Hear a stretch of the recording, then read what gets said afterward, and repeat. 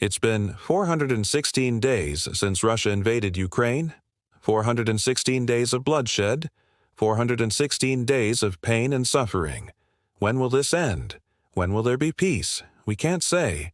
But what we can tell you is how this war has changed the world in 2023. How will it impact our lives in 2025? Let's discuss that tonight. We have a special series for you. Hello and welcome. This is the first part of the special series. Tonight, we'll look at how the Russia-Ukraine war has impacted the world. In the coming days, we'll bring you more episodes. They will focus on the battleground, the diplomatic efforts, and the road ahead. But tonight, let's look at how the world is coping with the war and what 2025 has in store for us. The war has triggered a global ripple effect. Take energy, for instance. As Europe scrambles to replace Russian gas, energy prices have soared. Earlier, Russia was Europe's biggest gas supplier. After the invasion, European nations were forced to find alternative sources. This led to a spike in energy prices. A barrel of oil cost around $80 in January last year. Today, it costs more than double. A megawatt of natural gas cost around €70 in January 2022. Today, the price is almost €200, and these higher energy prices have triggered inflation.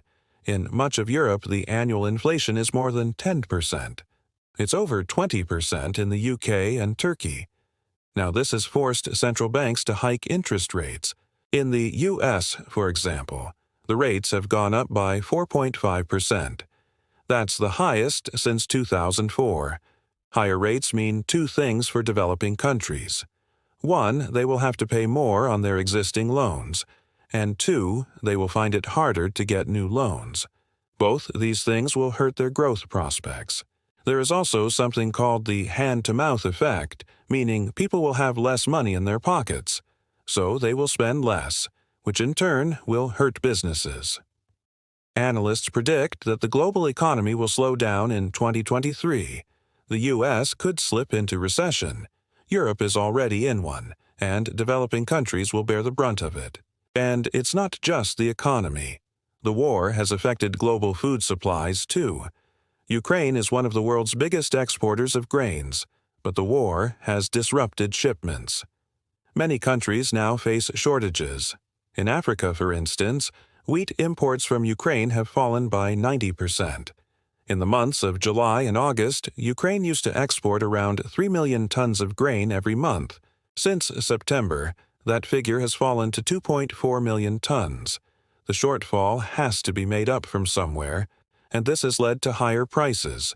Wheat prices increased by 60% between January and November last year, and this is bound to worsen the food crisis. Africa and the Middle East were already short on supplies.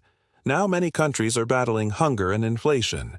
There is also a risk of social unrest. There are other impacts, too. The war has put supply chains under pressure. Getting a shipment from Asia to Europe now takes almost twice as long as before. And it's not just the distance. The longer routes also expose shipments to more risks like piracy. Insurance costs have shot up, so have transportation costs. And all of this has led to higher prices of commodities. But despite all the suffering, humanity has found a silver lining. The war has brought the world together. Countries are standing up to defend democracy, sovereignty, and freedom. Global South is standing with the Global North. It's not about NATO versus Russia anymore. This is a battle between good and evil, and most countries today recognize that evil. Having said that, there are still some questions that need answers. Will the war end in 2023? Will there be peace? And if yes, then when? Many experts are talking about peace fatigue. After 400 days of war, most countries want it to end. And this desire is only going to grow. But Ukraine has made it clear that there will be no compromise. Kiev wants to reclaim all its lost territory. Russia, on the other hand, wants the world to accept the annexation of 4 regions. So far, no country has recognized them as Russian territories. And until that happens, talks cannot begin.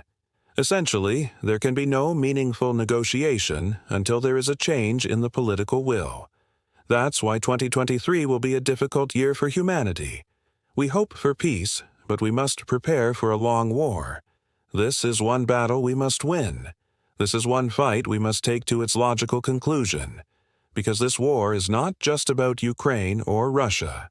This is a war between autocracy and democracy.